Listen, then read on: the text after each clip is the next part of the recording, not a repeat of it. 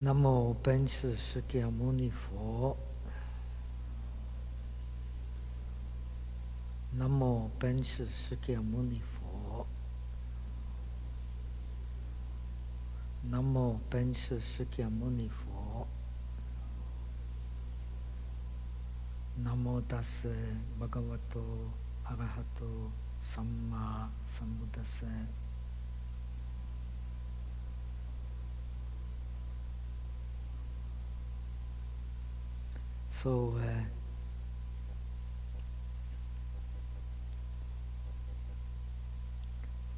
So far we have covered the first part of our explanation, which is concerned with, we have explained the two kinds of breath we distinguish in the northern tradition, the gross breath and the subtle breath. The gross breath is bound to the big space, and the subtle breath is bound to the subtle space. And the subtle space is called the Romakupa, which they translate as the pores of the skin. We have explained actually what is meant using the modern language is the cellular breathing. Each and every cell in our body participates in the breathing. That's why he here translates, maybe on the base of Tibetan, this wind. We have wind which is mind produced. Chittajarupa it is called in Pali. The form born of mind.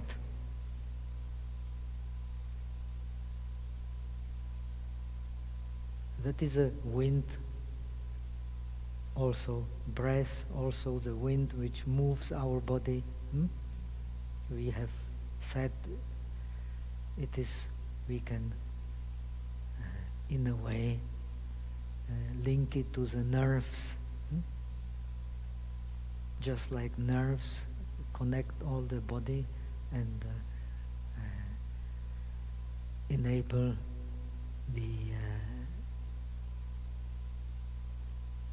sensitivity in the body.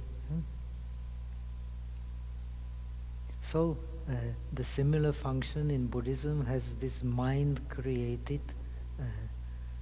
breath.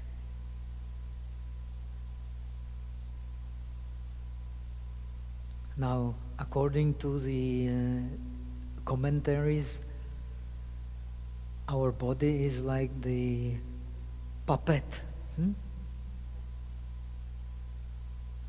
Quayle. The puppet in my country, very popular, the puppet theater. I don't know if you have in America. They can manipulate the puppets very, very, in a very, very skillful way. If you go to Indonesia, it's maybe the greatest masters of this manipulation of the puppets through the strings, different kinds of strings.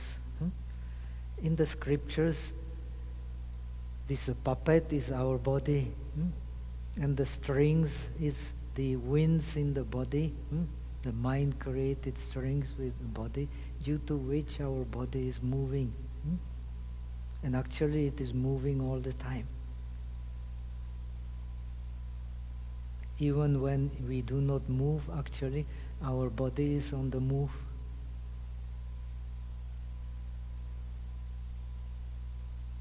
And this move is a breath.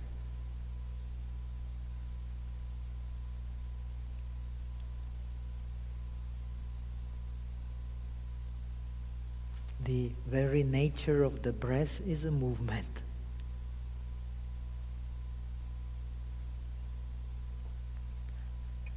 Now,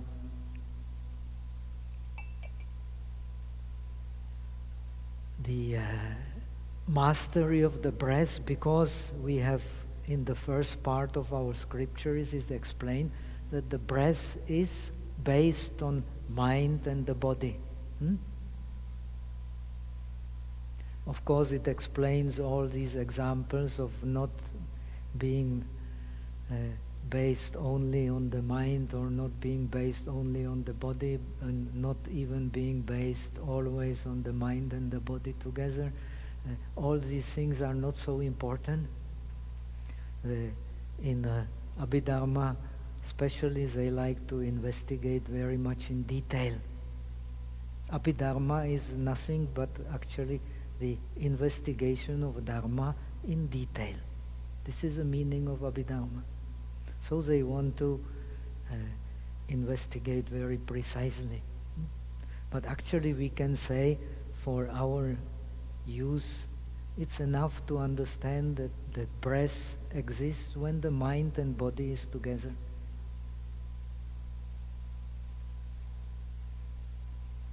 So the breath is based on both mind and the body. And the breath, strictly speaking, belongs to the body because it is a wind element, which is here called the vital energy.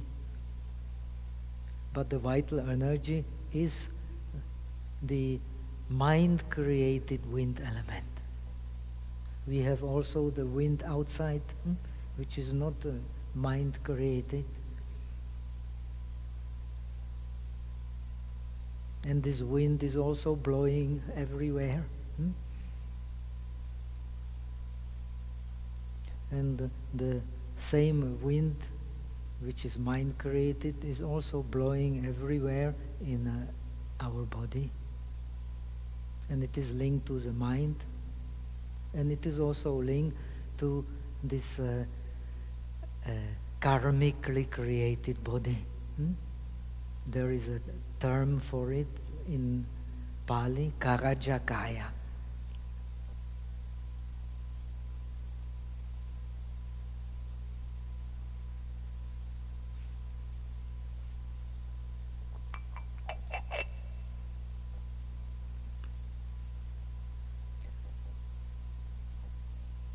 So we have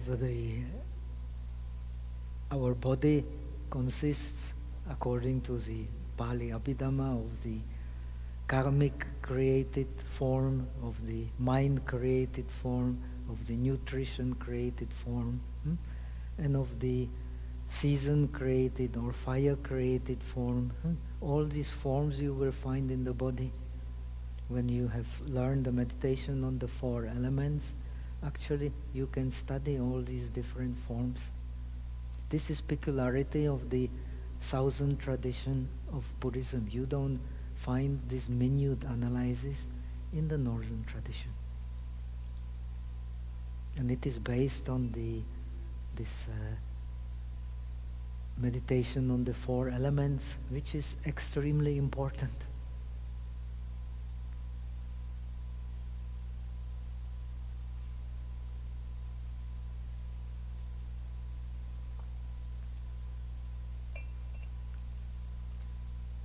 So actually, all these particles of the body, however you call them, they are surrounded by the space. So we have the big space in the body and we have the subtle space in the body. And all forms, what is the space? The definition of the space is, it is a rupa paricheda. It is that which defines the form. If there is no space, the form cannot be defined. Very important to understand.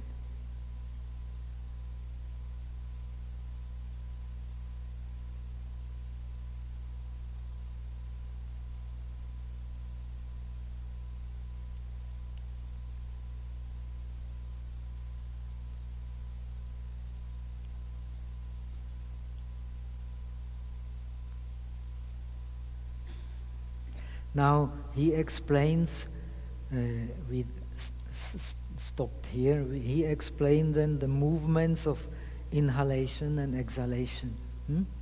This is the next topic. So you have the movement up and you have the movement down. Now, if you bring more sensitivity into your meditation on the breath, and it is very important to do so, because meditation on the breath is explained in all traditions as the meditation on the sublimation of the breath. The principle of meditation is always to, using the language of the commentaries, to use the more subtle wedge to remove the more gross wedge. So similarly, we remove the more gross breath by experiencing more and more subtle breath until the breath has disappeared. But it has to happen step by step. It cannot happen sporadically. If it happens sporadically, it is not the meditative experience, but it is rather a negligence of observation of the breath. The meditation on the breath is a science. And we should try to understand each and every step of the science.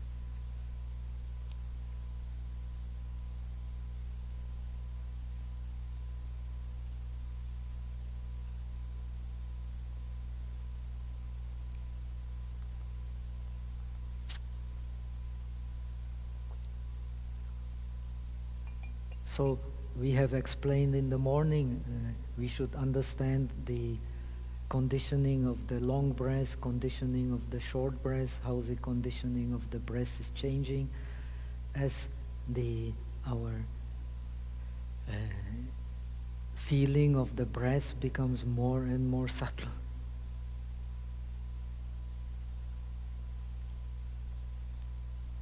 So actually, there are two movements when we breathe in. So there is a movement down. When we breathe out, there is a movement up. But when you pay more attention to it, so after you breathe in, there is like echo in the body. Please pay attention to it. You stop breathing, but this movement down still kind of continues. Have you noticed that? You breathe out, but this movement up still kind of continues for a while. Please notice it. See if it is really so.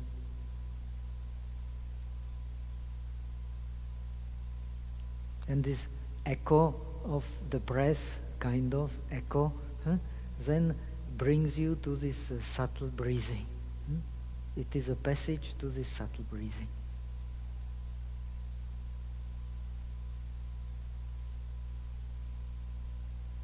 And we have explained this subtle breathing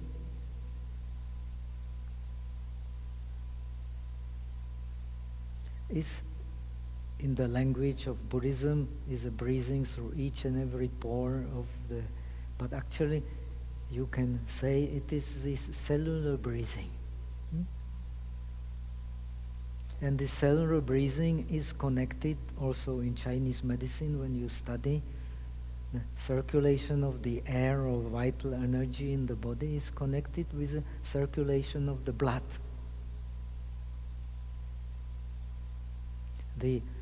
What is, from the point of view of Buddhism, what is the pumping of the heart? It is also the wind element. It is pushing sensation, right? In the veins, what is it? The wind element, the pushing sensation.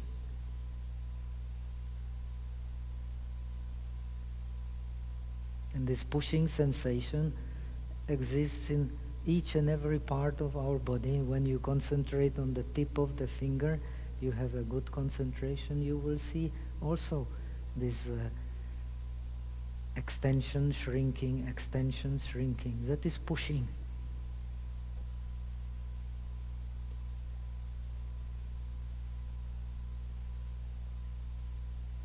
So our body is formed by the wind element.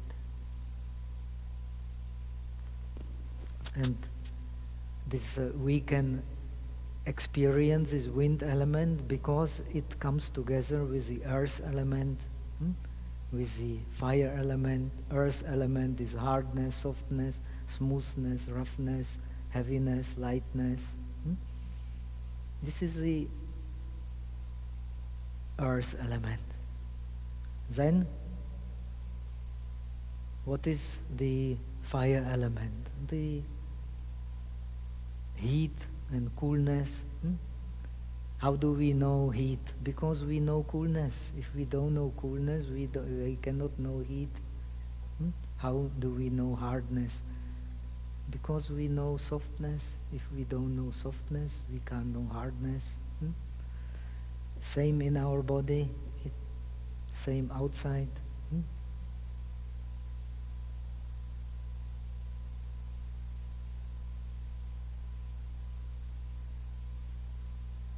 So this shrinking and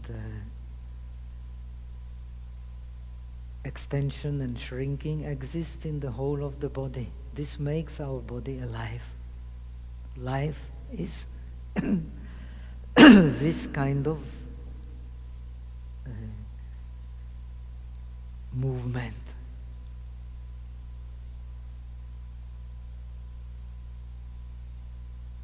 And inside the body, this movement is connected with the mind.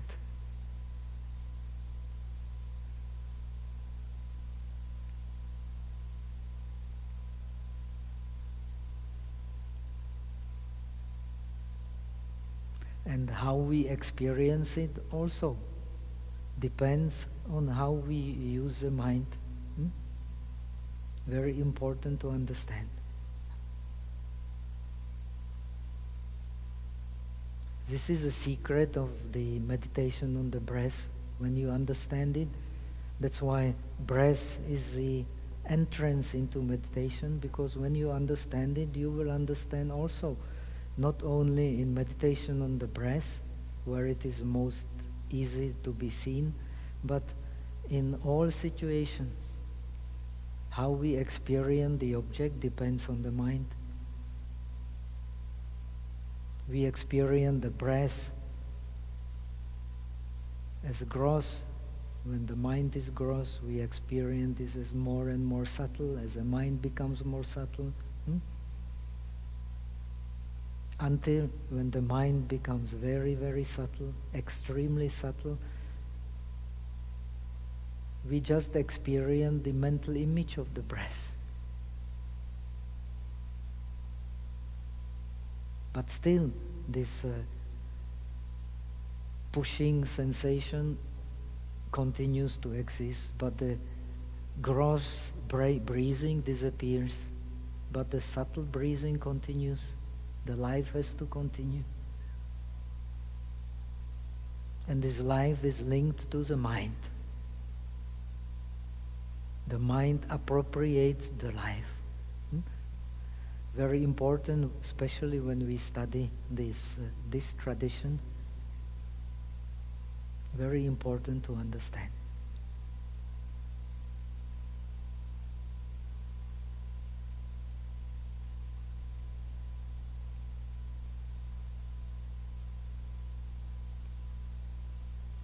So,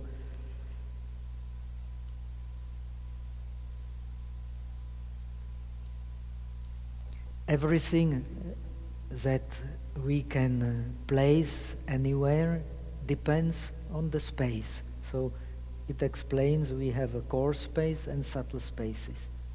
The core space is the place of the where the gross breathing is most clearly experienced, and the subtle subtle space is where the subtle breathing is experienced. But the space, very important, we have already explained it. Actually, the space is the same space everywhere. There is only one space. We have also explained, actually, finally, there is also only one mind. We divided it into different minds. Mental consciousness, eye consciousness, ear consciousness, but finally there is only one mind.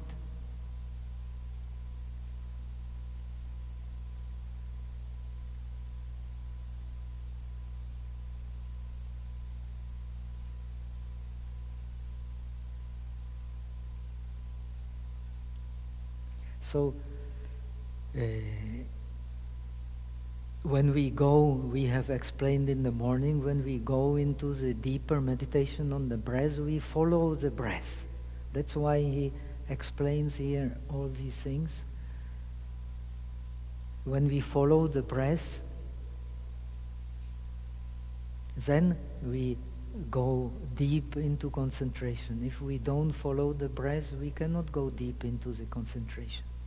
And when we go deep into the concentration, the bodily consciousness goes into background and the mental consciousness takes the dominating place.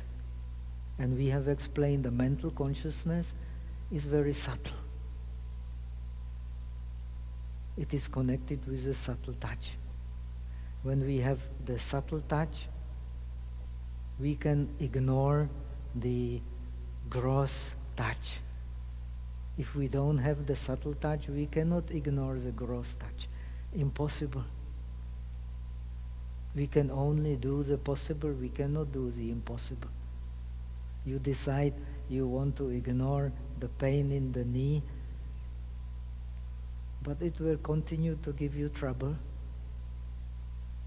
Only when you have developed the subtle touch, then you can ignore the pain in the knee. And you can only develop the subtle touch. So we have to learn by shamatha and vipassana. Both shamatha and vipassana create the subtle touch. In this philosophy of Yogacara, to which this scripture belongs, the emphasis is that all objects of meditation we have to understand as mental objects. The aggregates are also mental objects.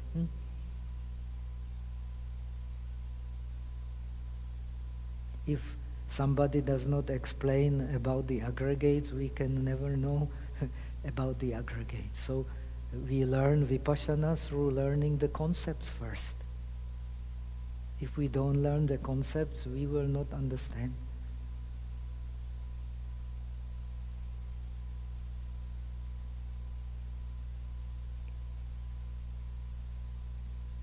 So in this tradition, especially in the Northern Buddhism, it is emphasized that the important part of vipassana is penetrating the concepts. And we learn the concepts through hearing, we understand them through contemplation, and we realize them in meditation.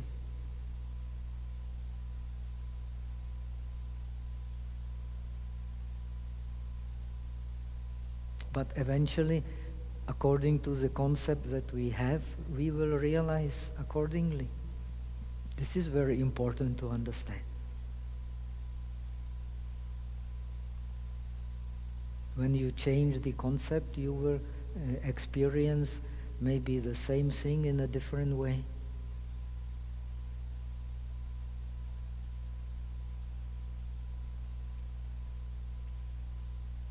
So now, when you ask a teacher in this Southern tradition, what happens when we have breathed in and the breath and not yet started breathing out, he will tell you, don't pay attention to it. Then it will not affect your meditation on the breath.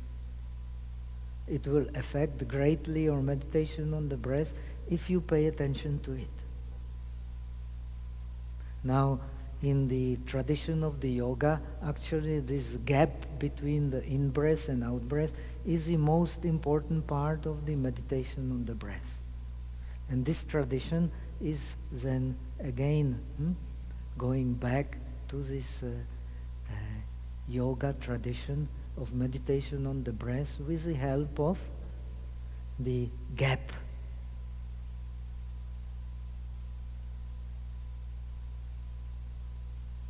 And this attention to the gap becomes the most important part of the meditation.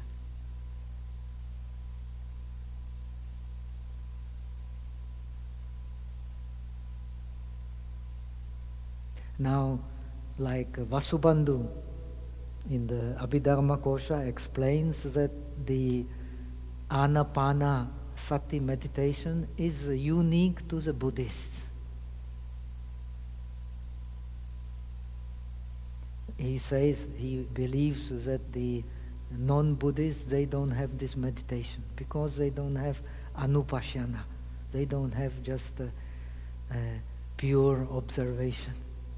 They want to, in a way, it is a little bit, I believe myself, it's a little bit of a prejudice. The Buddhists always tend to have a prejudice against non-Buddhists, and the non-Buddhists have the prejudice against the Buddhists. It is quite natural, but actually when you practice yoga, finally you manipulate the breath, you make it consciously longer, the gap, but finally it happens naturally. And in Tibetan Buddhism, indeed, if you study meditation in the Tibetan Buddhism, they are using these yogic techniques, and they can be very useful also.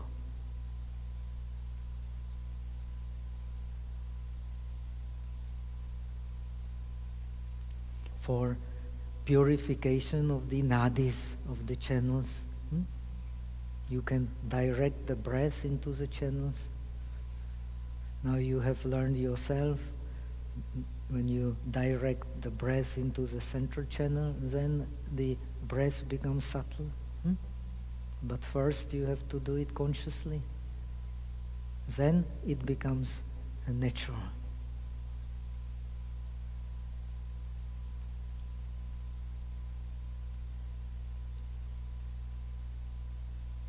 So now we have also learned that it is very useful, say what the Tiantai tradition says in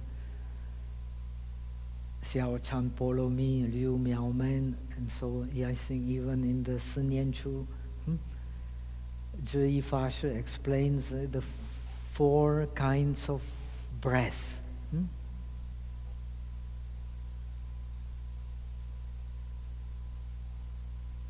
And when we learn the meditation on the breath, we want to stay with a breath which does not make sound, that is to be noticed. We want to stay with a breath which is not interrupted in between. We want to stay with a breath which is not gross. We want to stay with a breath which has no sound, no interruption, and is subtle. And this breath is called Xi. Here we have 4 names for the breath.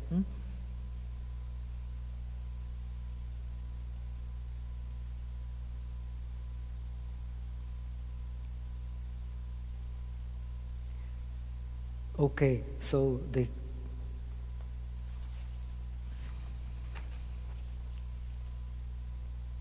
this kind of breath then, which makes no sound, is not interrupted and is subtle, this breath is conducive naturally to anupashyana, and it is connected with mindfulness, with the power of mindfulness.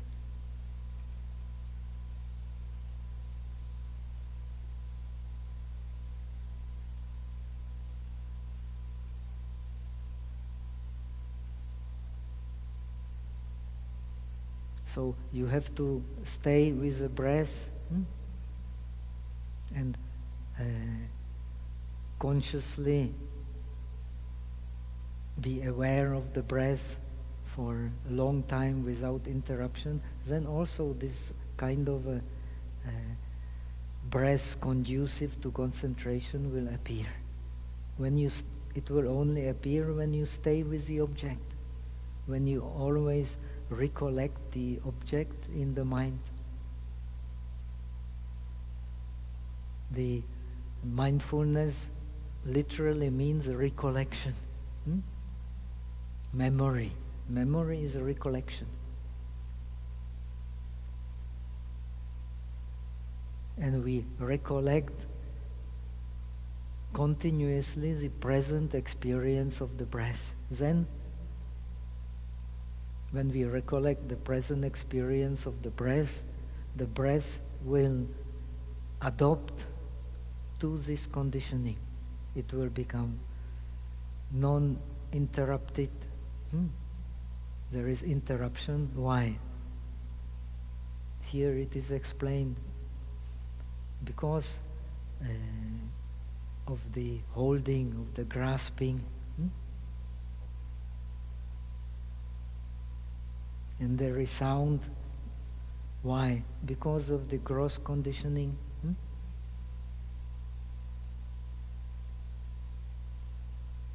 And the gross conditioning goes away when we practice just pure observation, detached. We don't want to control it.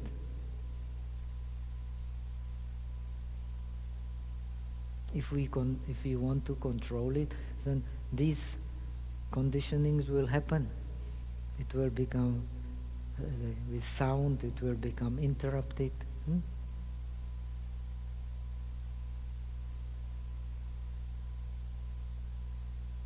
And we do not want that. We want the mind to stay spontaneously with the breath. Then we have mastered the counting of the breath.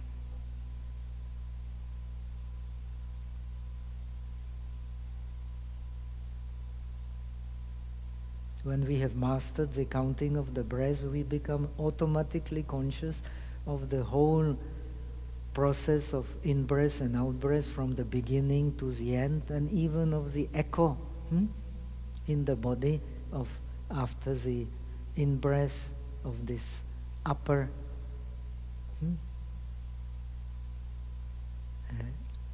the tendency of the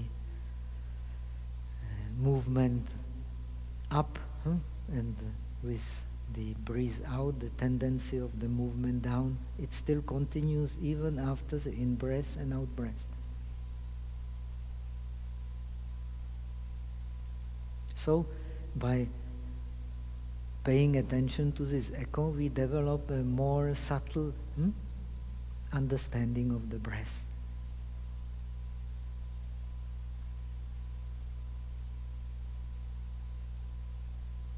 Like when you hit the gong, at first you hear only the big sound. When you concentrate, then you can hear the more and more subtle sound, until you can hear a very, very subtle sound. When you throw stone into the water, what will happen? At first you will have the big waves, then these waves will become smaller, smaller, smaller, smaller, smaller, smaller, smaller. If you keep on following them, you will come to the very, very subtle waves. The similar with the breath. It has big waves, it has a subtle waves, but it is always on the move, and it is on the move in each and every part of the body.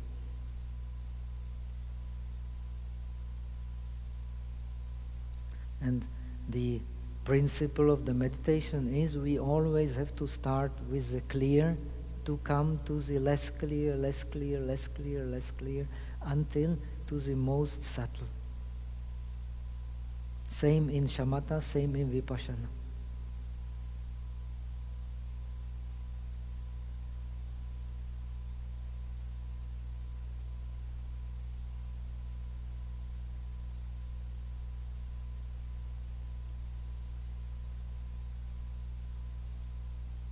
So now comes to the enumeration of the names for inhalation and exhalation. So he translates the wind as a vital energy. It is very vital energies in plural. It is also very indicative. His translation is from Tibetan. I think he has used also the Sanskrit, but he is based on Tibetan.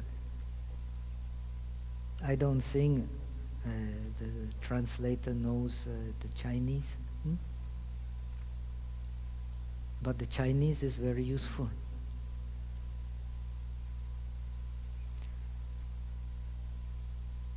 So the first name, what he calls vital energies, is the wind, Vayu.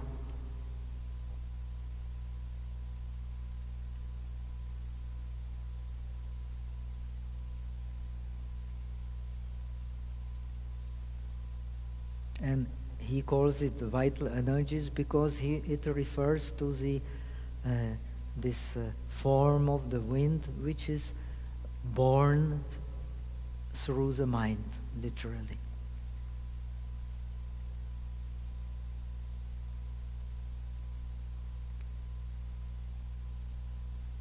According to the Pali Abhidhamma, what are the other forms of the wind born through the mind? It is a movement in our body, the gestures, jeshta, and it is our speech. Our speech is also the mind-created wind, which is rubbing at the karmically created earth in our throat. That's how we can speak.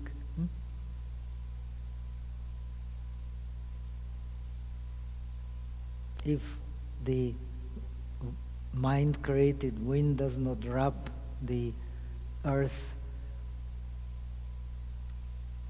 the karmically created earth in our throat, then we cannot speak.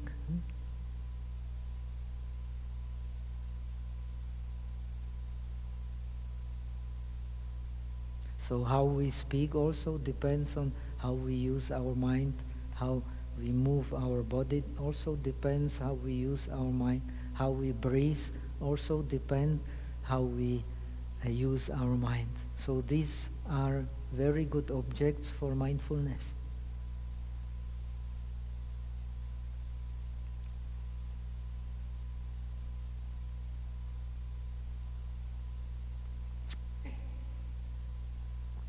So that's why the vital energies, the wind, the mind-created wind. The second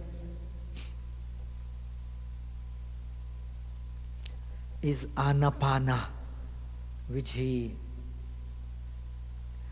translates here as in and out breath. Ana means in, apana means out. There are cases in the scriptures where it is the opposite, but we don't care about that. It is just a name.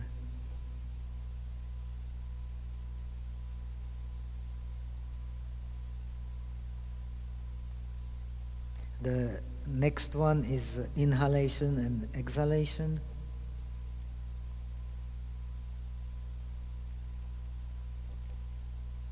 Here, inhalation, exhalation. In Chinese, you have zhu si, chu si.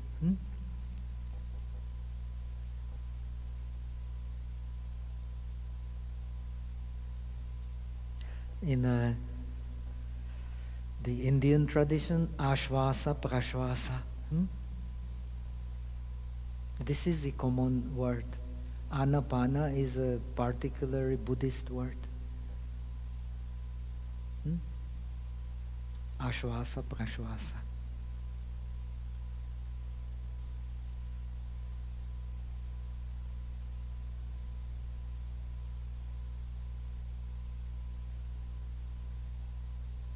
And the last and the very important one, in fact for us maybe the most important one, is the formation of the body. Learning meditation actually means learning the process of sublimating the formations. This is meditation. We learn meditation because we want to sublimate the formations. Then we attain peace.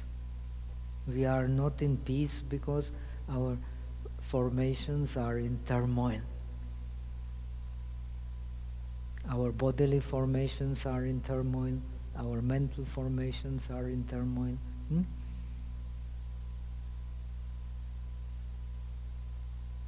And our speech formations are in turmoil. We have three kinds of formations: speech formations, bodily formations, and mental formations. And in fact, more or less, this is all what we are. We are all these formations: bodily formations, speech formations, and mental formations. Now, when we learn meditation, we learn to make these formations more and more subtle. The Buddha explains very often the process of meditation up to liberation, up to becoming the Buddha, as a process of sublimating the formations. From this, the teachers of Northern Buddhism speak of the meditation as the process of removing grossness. Daushturyam, Dutulam in Pali. Tsujung, we meditate to remove grossness. And the grossness actually is when you learn, especially Yogacara Bhumi Shastra, you will see actually all is grossness. Why? Why do we have grossness? Because we hold to the signs of the objects.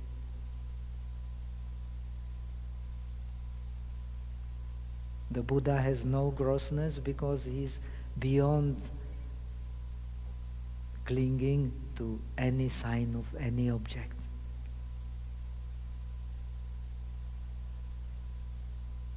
So his mind becomes suchness.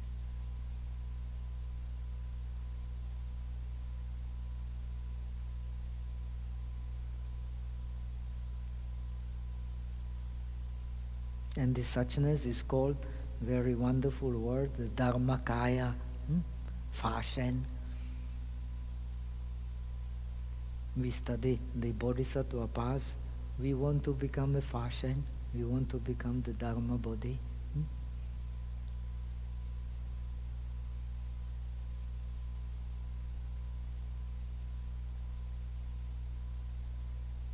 Yet, we have to understand that from the very beginning we cannot be separated from the Dharma, because all that we experience is Dharma.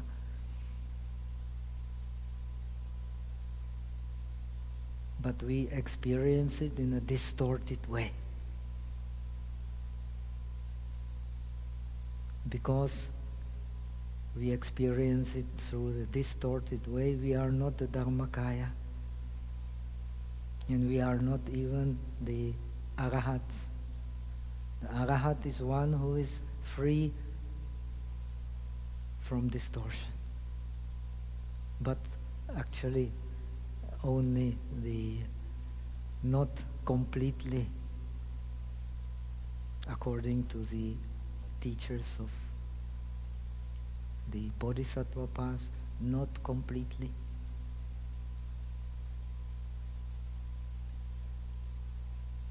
And what are the distortions? The seeing permanence in impermanence, seeing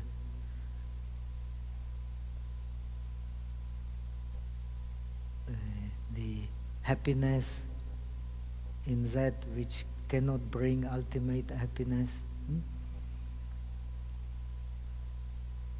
Seeing self in that which has no self.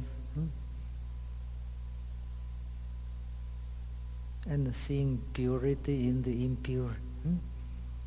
So, we have a distortion. And this is the meaning of ignorance in Buddhism.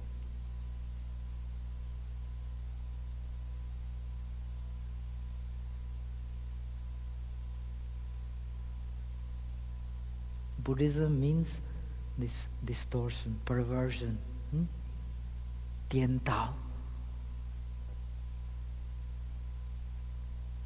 Vipalasa, Viparyasa, all these technical terms, very difficult to translate.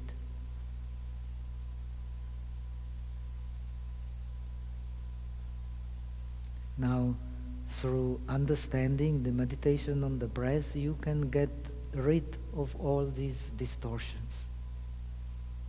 Just by practice of the objective, detached observation of the breath.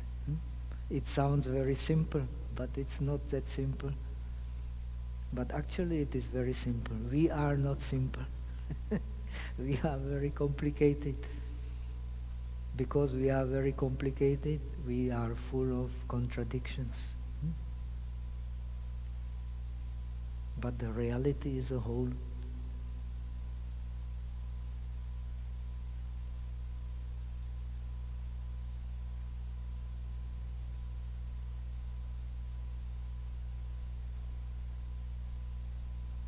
So, formations of the body is a name for the breath. And strictly speaking, this formation of the body, the breath, the gross breath you leave when you have attained the fourth dhyana. Not to speak about the higher, the arupas and so on. When you have attained the fourth dhyana, you have left the formation of the body, at least the gross formation of the body. Now, the speech formation you have left when you have attained the second dhyana. The vitarka, vichara, shin, se go away. And they are called the formation of the breath. Of the speech, sorry.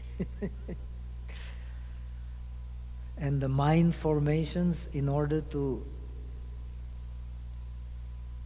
go beyond the mind formations, go beyond the perceptions and the sensations, you have to master the meditation completely. You have to master shamatha, vipassana. Then you can attain the samadhi of the cessation of perception and feelings. If you become an anagami or arahat, or if you become the bodhisattva in the sixth stage of the bodhisattva path, you can practice this type of samadhi. And when you practice this type of samadhi, Buddhism becomes very, very clear, like on the palm of your hand. Why? Because the subject is nirvana and the object is nirvana. Everything becomes nirvana.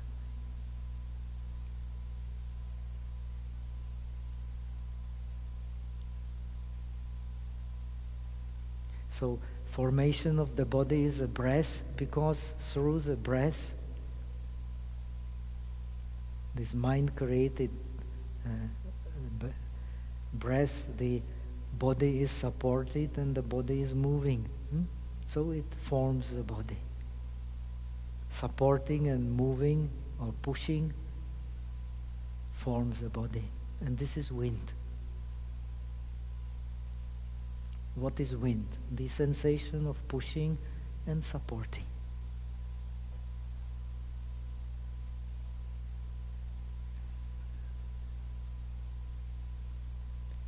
Each element has a heavy part and has a light part.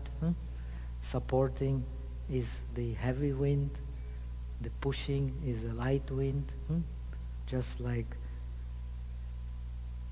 hardness is a heavy earth and smoothness is a light earth. The coolness is a heavy fire. The heat is a light fire. Flowing is a light water, and cohesion is a heavy water.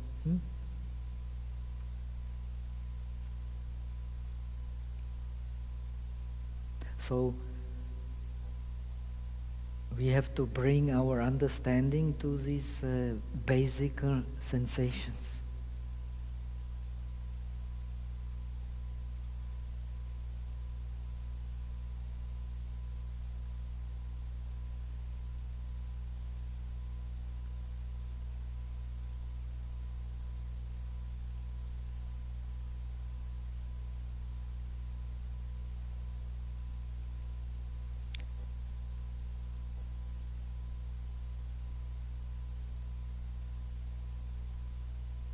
So he says this name of the wind, which he calls here vital energy, is the common. Actually, the real breath is the wind element. And we know the wind element through the sensation of pushing and the sensation of supporting. Wherever there is pushing, supporting in the body, you can be sure it is the manifestation of the wind element. And this can be only manifested because there is hardness, softness, smoothness, roughness, temperature, coolness, heat, cohesion, flowing. That's why the wind can manifest.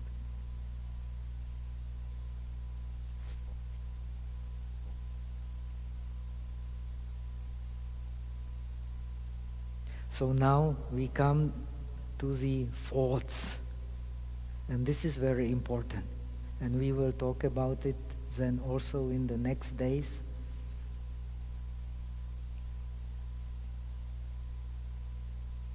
This is how in this tradition of Northern Buddhism the meditation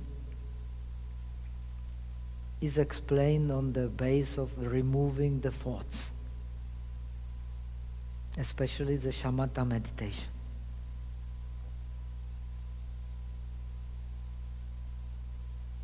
In this tradition, when you practice meditation, you are removing the 5 thoughts. We will talk about them tomorrow.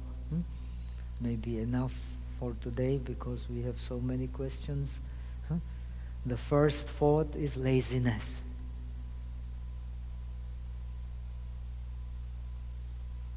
Kausidiam, Shietai. Because we are lazy, and the laziness is actually our nature.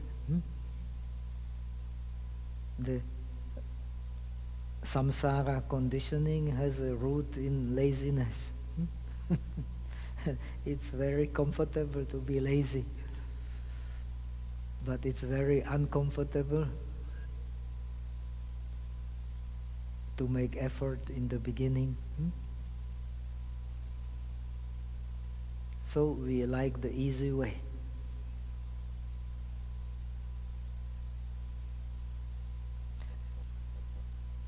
So first we have to overcome the laziness. When we overcome the laziness, then we will be established in mindfulness.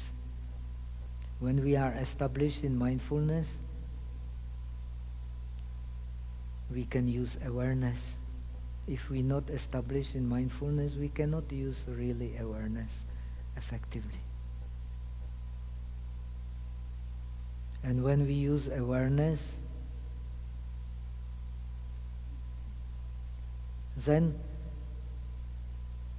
what will happen? We will see the thoughts of our mind, which are described here. The thoughts of our mind, they are summarized in Buddhism as 5 nivaranas, 5 obstacles. The sensual desire for sensual object, you have definitely encountered them in your meditation. The resistance, the sloth and torpor, Hunchen, then excitement and remorse, they are from the same source, from the non-peaceful mind, and the doubt. And in this northern tradition, these 5 obstacles, they are summarized as a tendency of mind either to sink or to rise. Excitement or sinking. Excitement or sinking. Learning meditation is learning to remove these obstacles. And now we are talking about this northern tradition which combines the shamatha and vipassana approach. When the mind is sinking, how to prevent it? By using the vipassana approach, differentiating the object, analyzing the object, searching the object. When the mind is excited, how do you differentiate the object? By using the differentiated image, which is the object of vipassana. And when the mind is excited, rising, how do you cope with it? You use the non-differentiated object to concentrate the mind.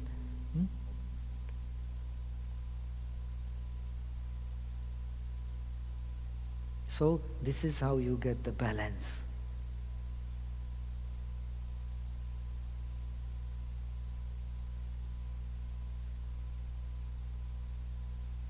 But according to this tradition, you are unable to join them together unless you have really attained this, what they translate as pliancy, Jing'an.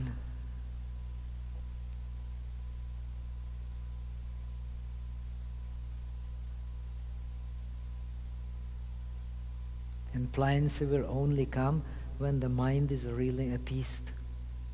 And it can only be appeased when the power of mindfulness and awareness becomes clear. So that much for today. As far as the text is concerned.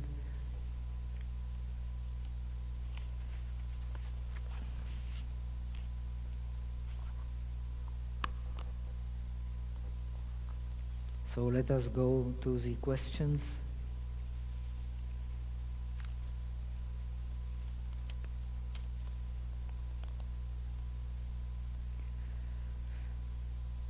Please try to ask better the questions directly connected with the practice. But anyway, if one attain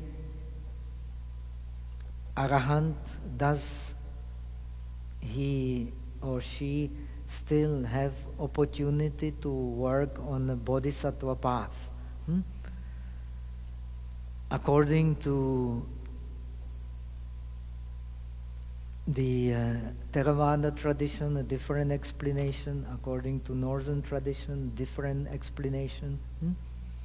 And within the northern tradition also, very different explanations. Actually, the Arahat is a bodhisattva. When you read the Lotus Sutra, you will see the Arahat is only skillful means for becoming the Buddha. Finally. So the ultimate reality is as a Buddha sees it.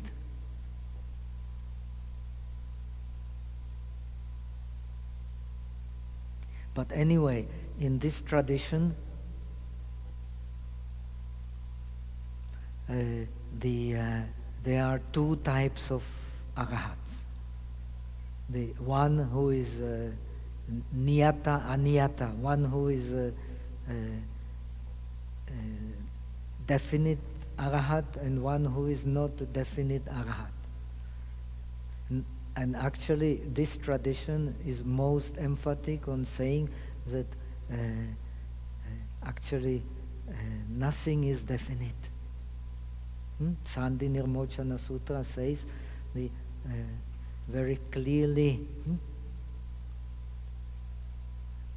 the ultimate reality is beyond the definition.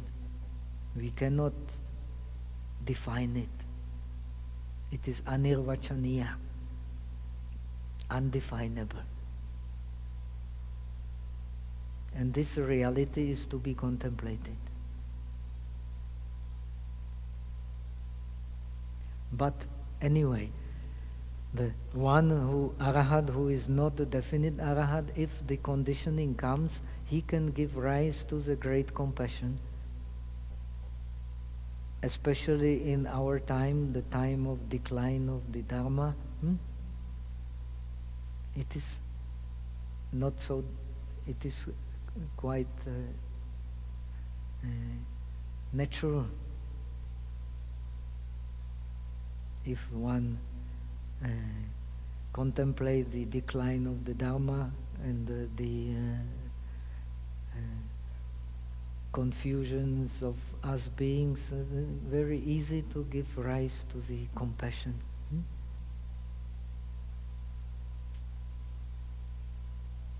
So if one gives rise to the great compassion, then Arahat becomes a bodhisattva, and since he is an Arahat, he becomes a bodhisattva of a very, very advanced stage. On the 8th stage of bodhisattva, called the non-movable, actually the bodhisattva is like an Arahat.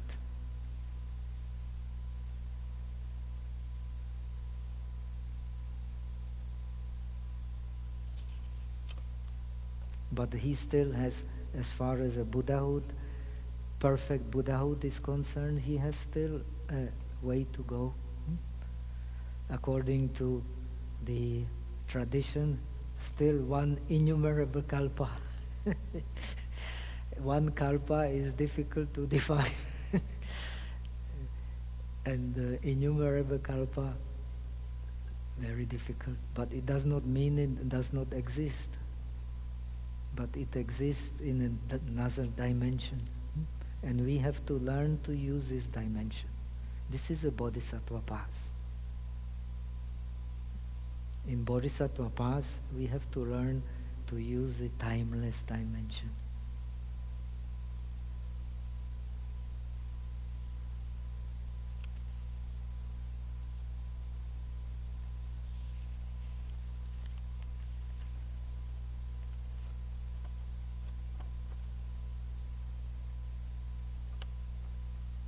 On Sunday you said that beholding realization is beholding suchness or ultimate reality.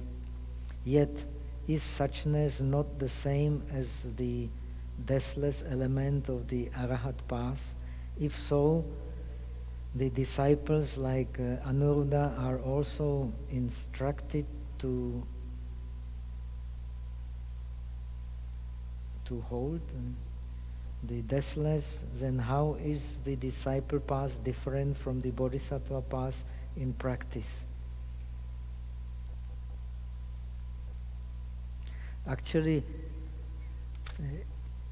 in the teachers of the so-called Mahayana or the bodhisattva path, they have also different opinions. According to the Madhyamika, actually the nirvana is one. According to the Yogacara, it is peculiarity of the Yogacara, actually there is some difference. But anyway, the main idea of Mahayana is based on the Transcendental Wisdom Sutras. And Transcendental Wisdom Sutras speak of not of two types of nirvana. The Buddha is also Arahat. The Arahat is also Buddha. But the Arahat, as long as he is living, he is in the nirvana with the rest. When he dies, he goes to the nirvana without rest. Then he has accomplished everything what is to be done. Now, in the sutras of the Transcendental Wisdom, and all ideas of the suchness and so on are in a way based on that.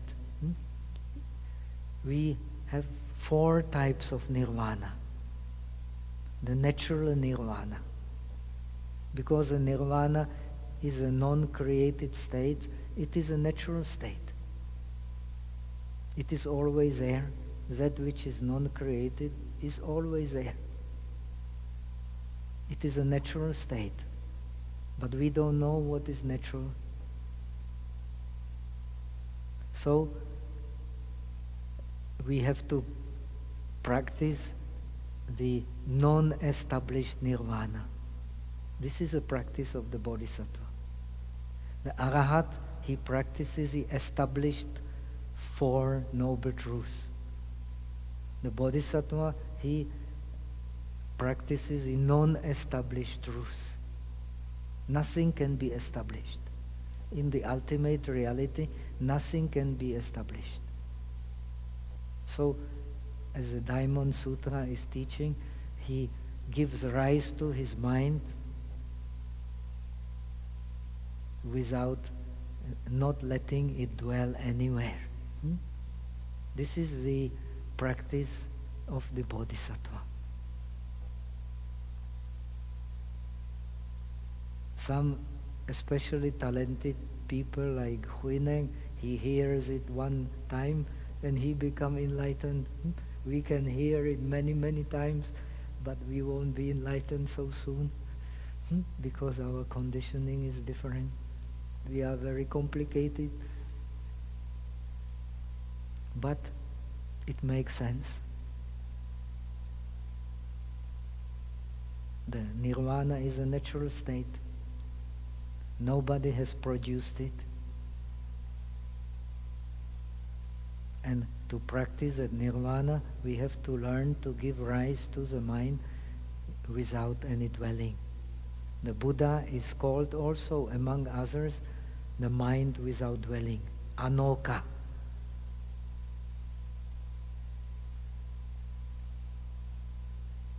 From that, you have the idea of alaya. We are in the mind which is dwelling, and it is called alaya. Just like the snow dwells in the Himalayas. Hima means snow, alaya means dwelling. So we are dwelling in the mind. And because our mind has dwelling, we are not free from suffering. We are bound.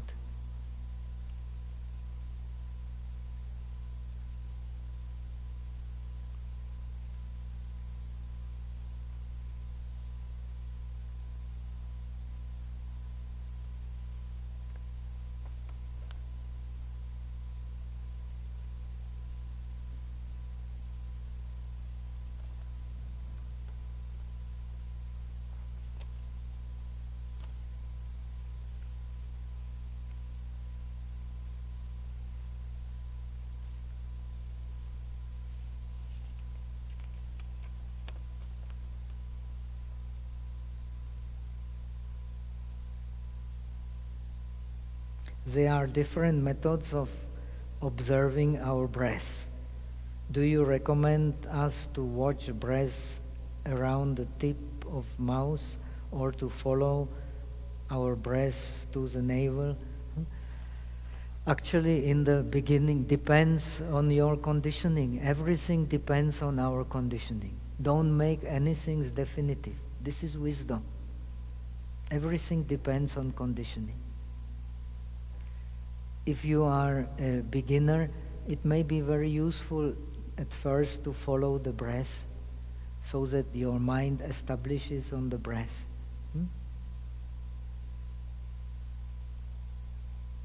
In the beginning it may be very useful. Then, of course, we have explained, we learn meditation by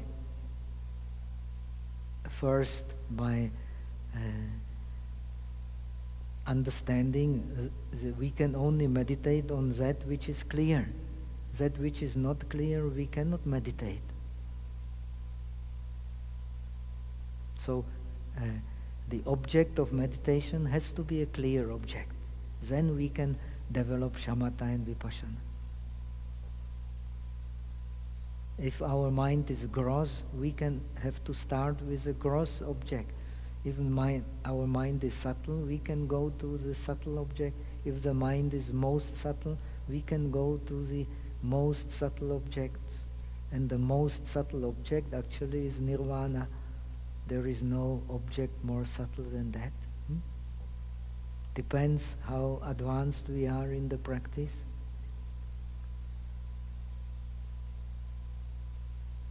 But we have to start with that which is clear to us. That which is clear to us should be the base for our practice.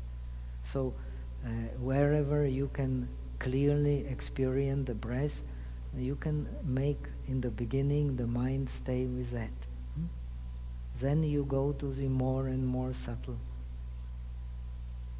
When you can clearly experience the breath, then it's very convenient to learn the art of focusing it around the nostrils, because it's more clear there. When it becomes clear there, then you can apply it to anywhere in the body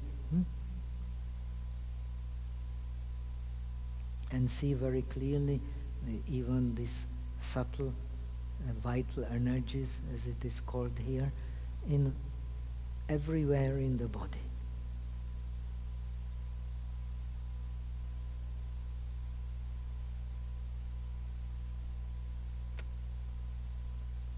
So we are learning Buddhism, we are learning the wisdom of dependent origination. All depends on our conditioning. When we understand our conditioning, we can change our conditioning. But if we are deluded about our conditioning, we are blindly holding to the concepts which do not correspond to reality. Then we may be only creating more suffering.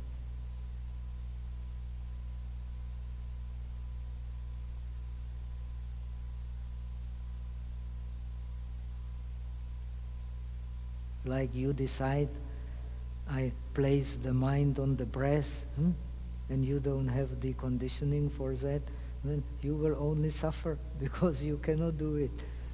You can only do it on the subtle mental image of the breath, but you cannot place your mind on the breath. So you have to go step by step.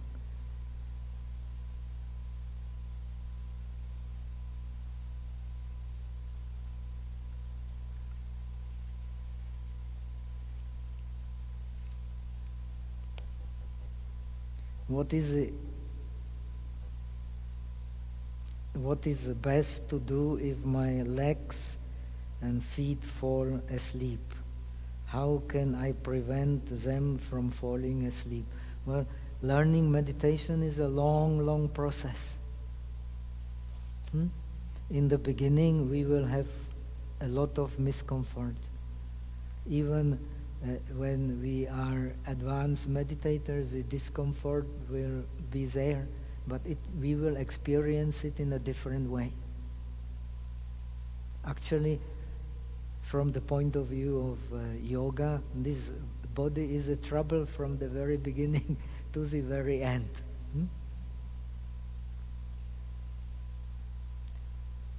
And this mind bound to the body is also the trouble.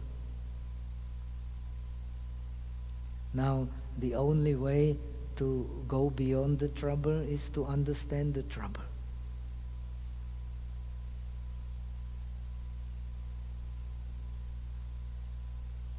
So, and how do we understand the trouble? By shamatha and vipassana.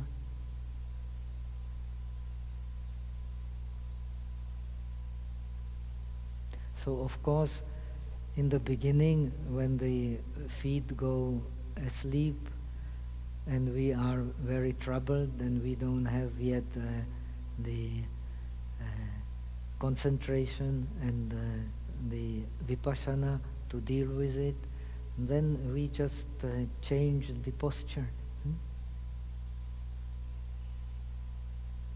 And if we do it mindfully, it will not influence our mindfulness of the breath. So the most common help for this is to change the bodily posture. But we should not change the bodily posture immediately. If we do it immediately, then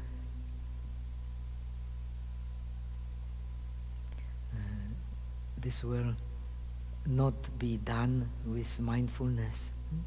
So learning meditation is learning endurance. No one who has learned meditation has done it without learning endurance. So we endure, but endurance depends on our conditioning. We can only endure that much.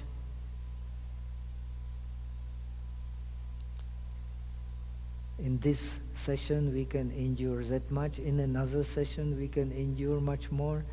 It's always changing. So don't get discouraged. In another session may be very, very different. In one session the concentration very bad. In another session it can become very good, and you won't even notice the body is giving you trouble.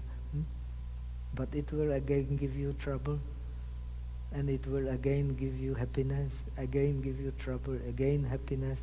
It is the nature of the body.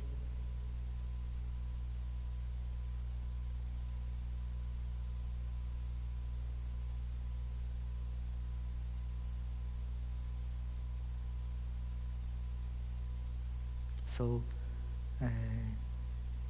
we learn meditation also by learning endurance. And endurance, the Buddha says, endurance is the highest Dharma.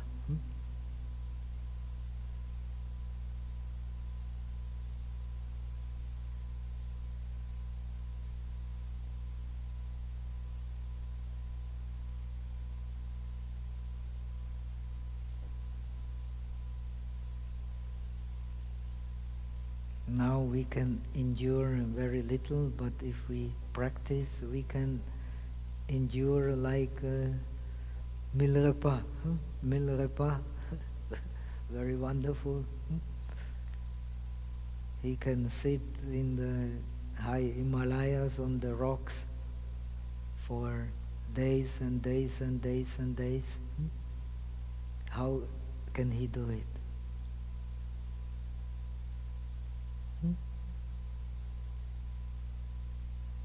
By practicing shamatha and vipassana, no other way.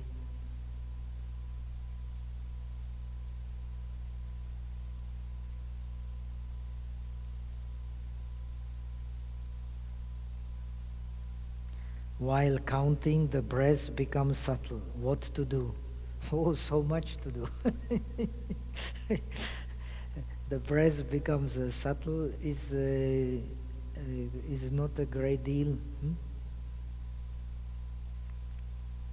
To understand the process of breath becoming subtle, they understand the conditioning of the body, to understand the conditioning of the mind, to connect this subtle breath with the clear mental image of the breath, to penetrate the image of the breath, then to connect it with vipassana. It's just a small beginning. So much to do.